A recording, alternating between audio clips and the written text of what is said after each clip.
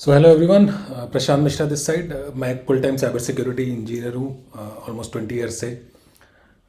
And मैंने ये channel इसलिए बनाया था कि हमारे देश के जो यंग लोग हैं उनको गाइड कर सकें कि साइबर सिक्योरिटी इंडस्ट्री में जॉब्स कैसे लें और प्रोग्रेस कैसे करें, राइट। तो आज मैं जो पूरा जॉब्स किस तरह से साइबर सिक्योरिटी में काम करते हैं उसके बारे में बात करूँगा। और हम लोग कवर ये करेंगे कि जॉब पहले कौन दे रहा है, ओके।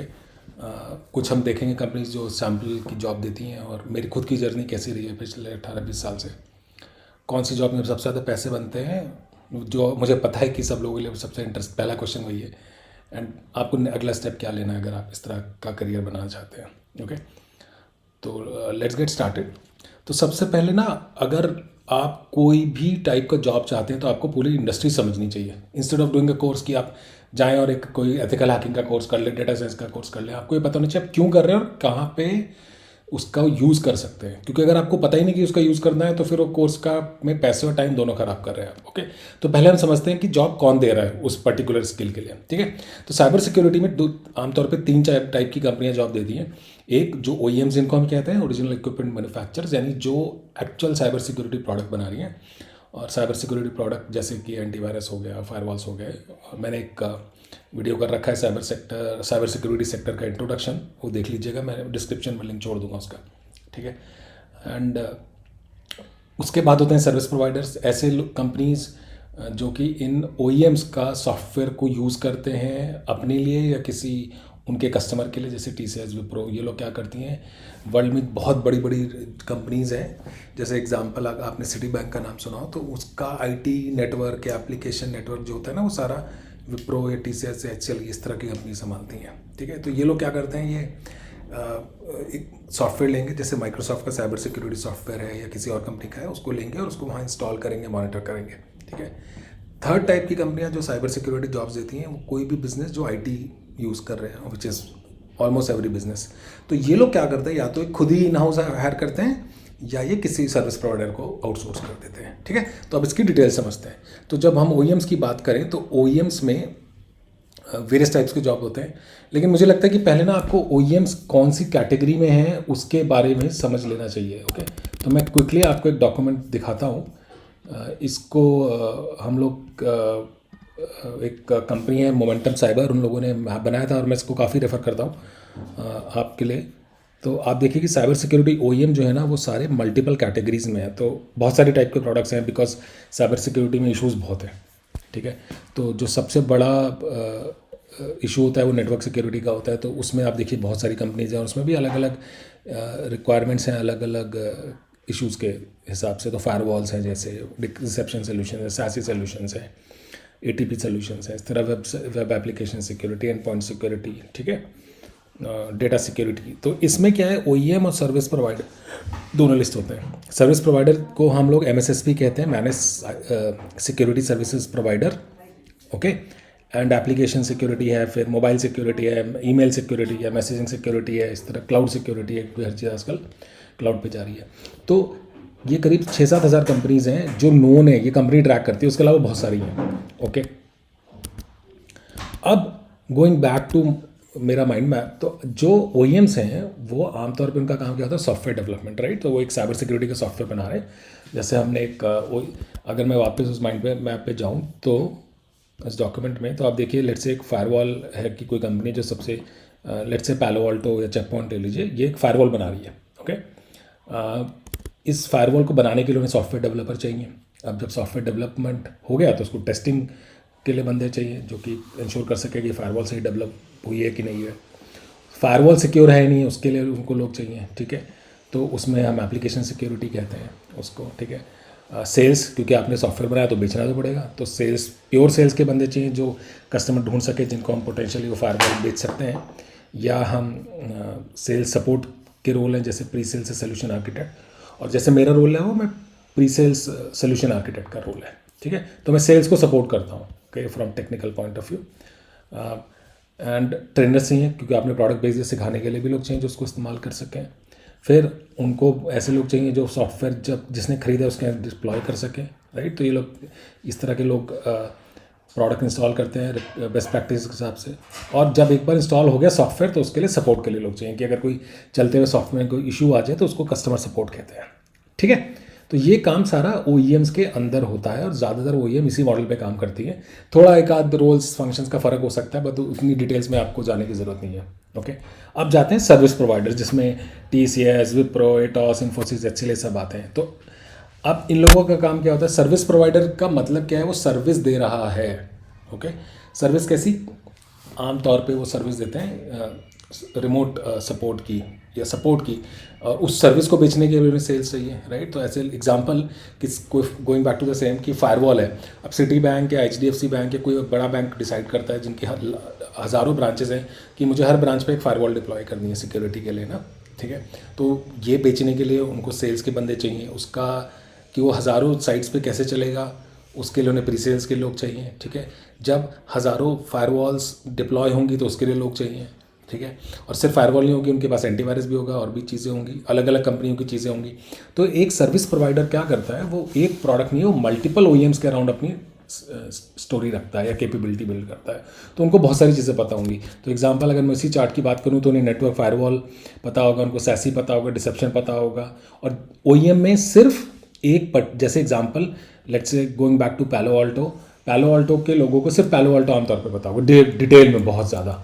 ठीक है, तो वो ये डीप लेवल पे काम करते हैं OEM में बंदे, और जो सर्विस प्रोवाइडर्स में बंदे हैं वो ब्रॉड लेवल पे काम करते हैं। Okay, and of course exceptions हर जगह होती हैं। ठीक है, और सर्विस प्रोवाइडर्स क्या करते हैं? वो लोग कस्टमाइज़ कर देते हैं प्रोडक्ट्स को कस्टमर की नीड के हिसाब से। एग्जांपल कोई बोले कि यार मुझे ये पर्टिकुलर टाइप से कि फायरवॉल का पर्टिकुलर यूज़ केस चाहिए। जैसे मैं चाहता हूँ कि मेरे ना HDFC बैंक डिसाइड करता है कि मेरे ATMs की जो फायरवॉल है वो उनमें अलग कोई सेटिंग चाहिए। ठीक है, तो वो उस हिसाब से उनको कस्टमाइज़ कर देते हैं। ओके, तो आमतौर पे OEM और सर्विस प्रोवाइडर्स दोनों ही सिमिलर सर्विसेज देते हैं डिलीवरी के लिए, मगर सर्विस प्रोवाइडर्स क्योंकि बड़े होते हैं और वो उनकी रीच बहुत ज़्यादा होता है, OEMs लिमिटेड कंट्रीज़ में प्रेजेंट होते हैं। ठीक है, और OEM क्योंकि सिर्फ एक करेगा काम, और जबकि सर्विस प्रोवाइडर्स क्या करेंगे? वो मल्टीपल प्रोडक्ट्स पे करते हैं। तो जो जैसे बैंक को सिटी या HDFC बैंक को क्या एडवांटेज है? उसने विप्रो, HCL, इन्फोसिस किसी को भी हायर कर लिया, बोला यार आप फायरवॉल भी इंस्टॉल कर दो, डिसेप्शन भी इंस्टॉल कर दो, एंड पॉइंट भी कर दो, तो उन्हें एक ही बंदे से इंटरेक्ट करना पड़ेगा, राइट। तो ये बड़ी एडवांटेज होती है आउटसोर्सिंग की कि एक single service provider multiple products को या प्रोजेक्ट्स को हैंडल कर सकता है। ठीक है, तो ये हो गया अभी तक सिर्फ। अब थर्ड रोल होता है ऑपरेशंस। जब सर्विस प्रोवाइडर ने डिप्लॉय कर दिया कोई सॉफ्टवेयर तो उसको फिर मॉनिटर करना पड़ेगा, अगर कोई सिक्योरिटी इशू आ गए तो हैंडल करना पड़ेगा। ठीक है, आपने सही इंस्टॉल किया है नहीं किया, नेटवर्क या कंपनी का IT इंफ्रास्ट्रक्चर सिक्योर है नहीं है, हैकर्स के अगेंस्ट वो उनको कॉन्टीन्यूसली टेस्ट करना पड़ेगा। ठीक है, और यहीं पे कहीं पे एथिकल हैकिंग यूज़ होती है। ठीक है, जो I am sure lot of you are familiar with.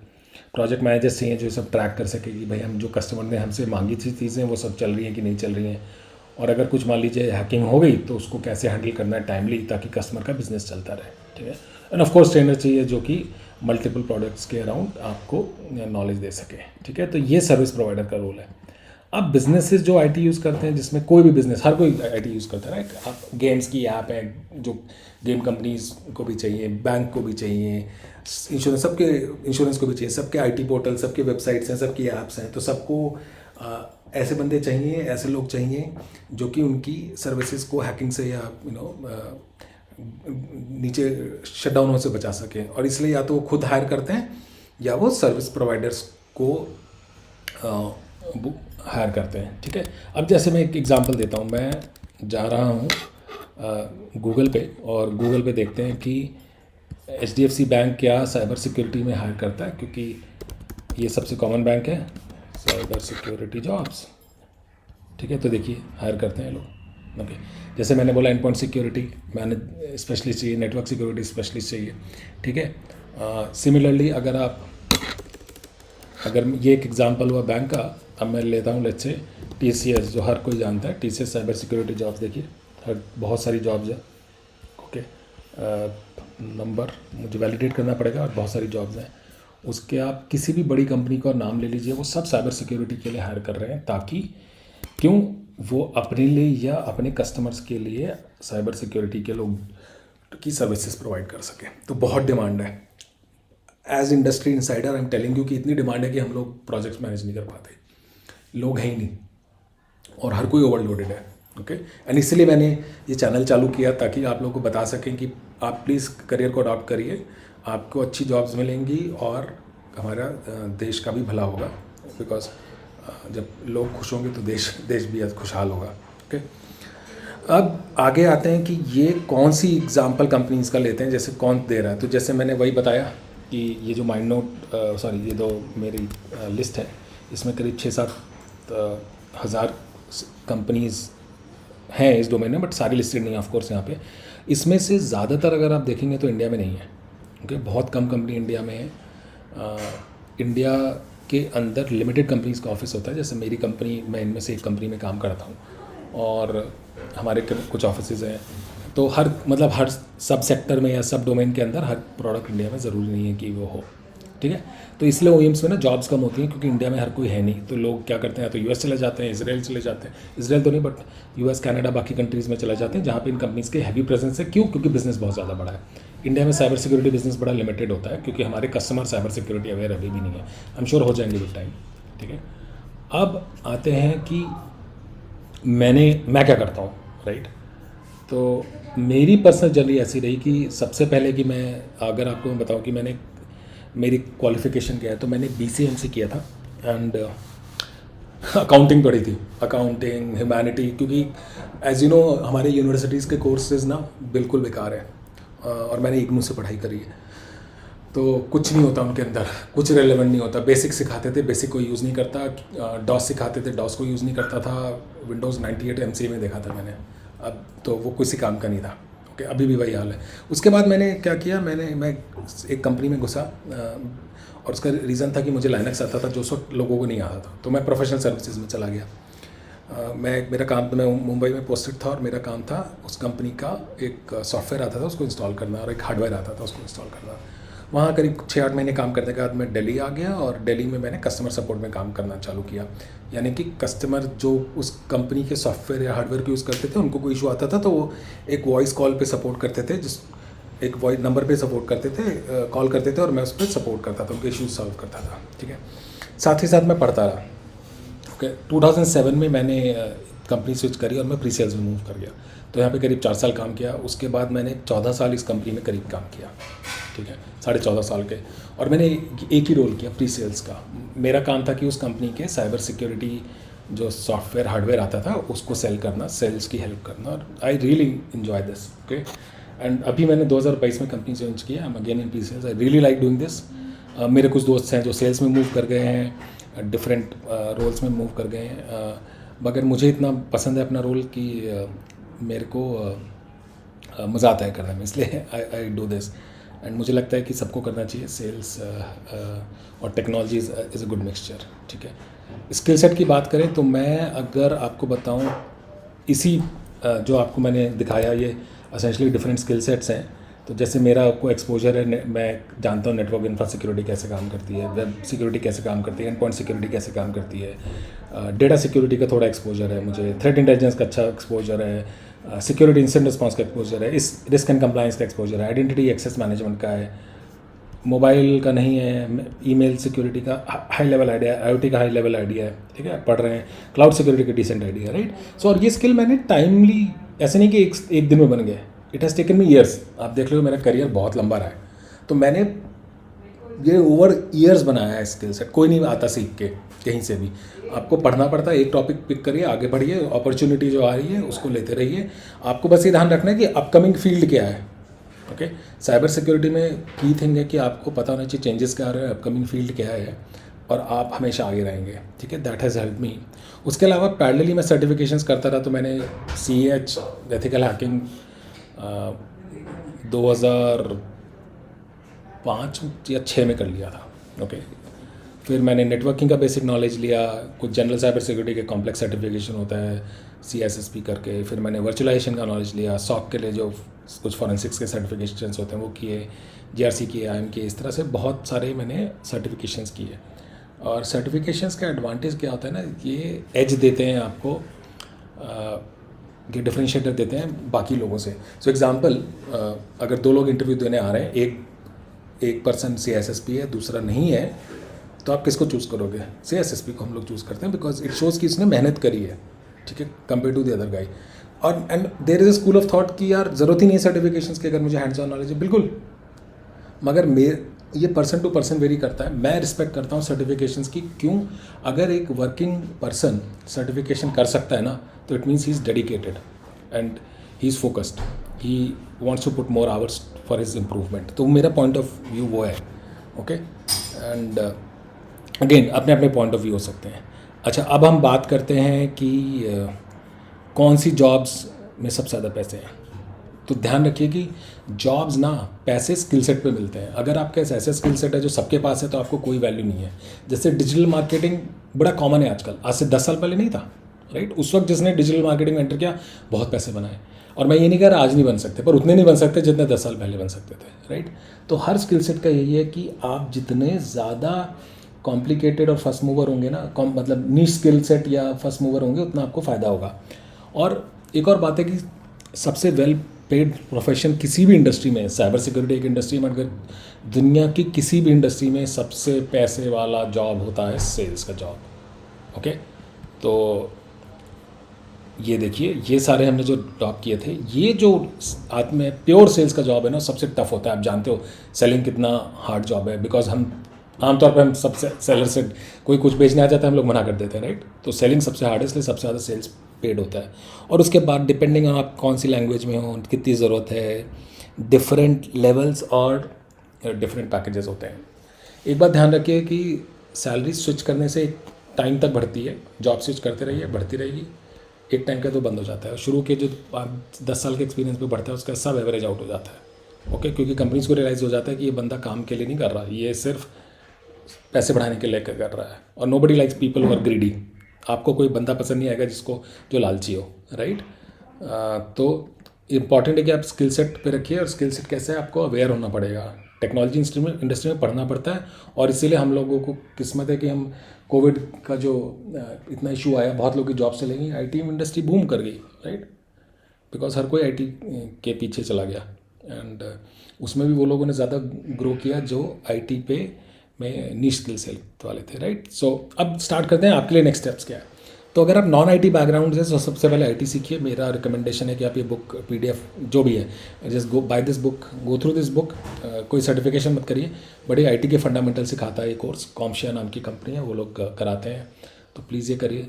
और उसके बाद आप IT बैकग्राउंड वाला चालू कर सकते हैं, राइट. सो अगर आपका IT बैकग्राउंड है, आपने ग्रेजुएशन वगैरह कर रखी है IT में, तो इट्स ओके. नहीं भी कर रखी तो ठीक है, आपको बेसिक IT फंडामेंटल्स ठीक है, ये कर पढ़िए.